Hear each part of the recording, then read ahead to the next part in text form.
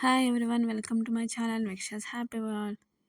So first ఈ వీడియోలో అయితే నేను ఒక లాంగ్ గౌన్ అయితే చూపిస్తున్నాను అనమాట. ఇది లాంగ్ గౌన్ అంటారు, నైటీ అయితే నాకైతే అర్థం కాలేదు.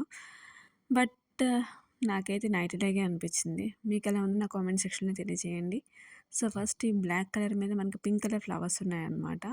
నెక్ కొంచెం డిఫరెంట్గా అనిపించింది, హ్యాండ్స్ కూడా కొంచెం డిఫరెంట్గా అనిపించాయి అనమాట. నాకైతే షార్ట్ రఫుల్ హ్యాండ్స్ అనమాట ఇవి.